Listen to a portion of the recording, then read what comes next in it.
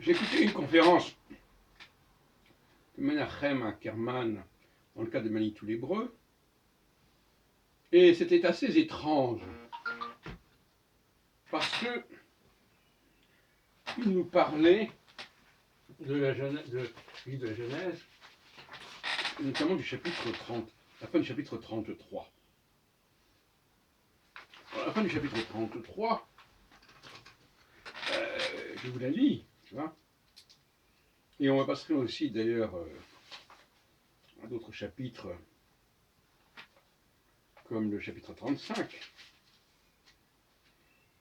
La famille de Jacob à Sichem, ça c'est un sous-titre qui est donné par l'éditeur. À son retour de Padam Aram, Jacob arriva sans encombre à la ville de Sichem, Shrem, Samarie plus, qu'on connaît mieux sous ce nom, dans le pays de Canaan. Et il installa son camp devant la ville.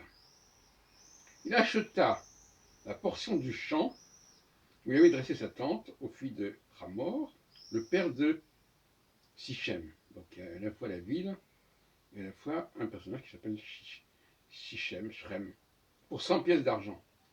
Et là, il construisit un autel qu'il appela El Elohé Israël.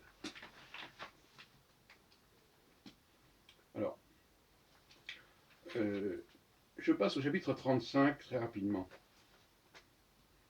Dieu dit à Jacob, lève-toi, monte à Bethel et installe-toi là-bas. Tu construiras un autel en l'honneur du Dieu qui t'est apparu lorsque tu fuyais ton frère Ésaü. Jacob dit à sa famille et à tous ceux qui étaient avec lui, enlevez les dieux étrangers qui sont au milieu de vous, purifiez-vous et changez de vêtements. Nous nous lèverons et nous monterons à Bethel. Je construirai un autel en l'honneur du Dieu qui m'a répondu lorsque j'étais dans la détresse et qui a été avec moi pendant le voyage que j'ai fait, etc., etc. Alors, pour ceux qui connaissent mes thèses là-dessus,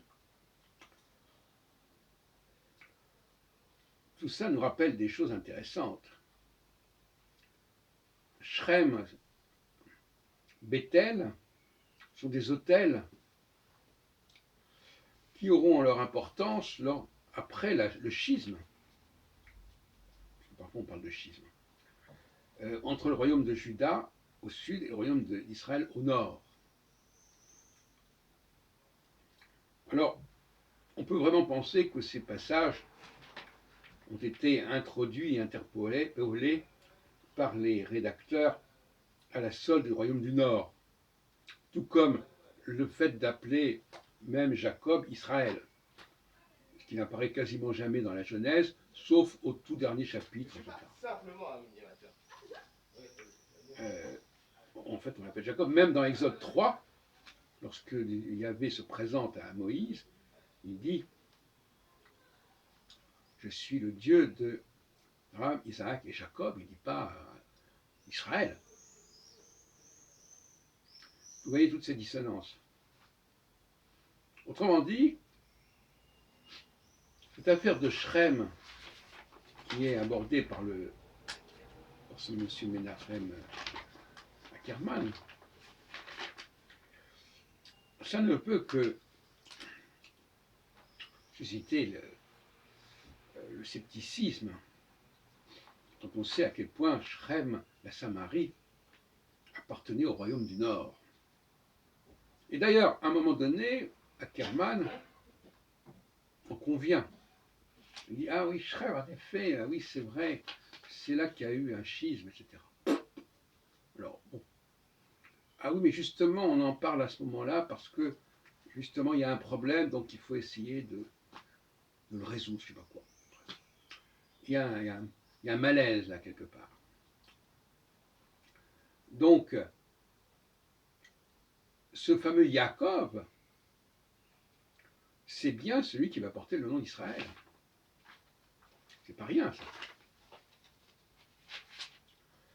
Et Israël, c'est bien le nom du royaume dont les autels sont justement Shrem Bethel et Dan.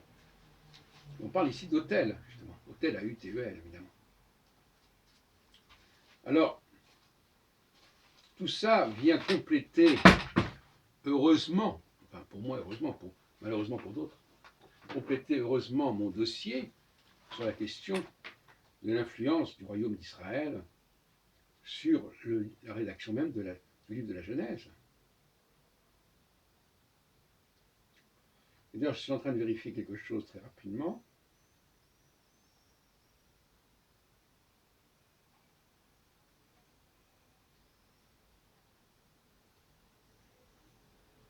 Donc, c'est dans la Genèse même que Jacob devient Israël.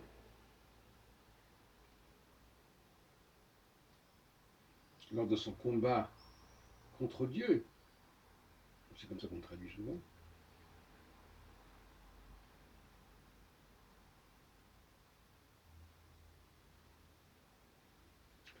Et vous voyez que ce livre de la Genèse, il fait problème. Il a été trafiqué par les Israélites, par les Bnei Israël. Les Bnei Israël,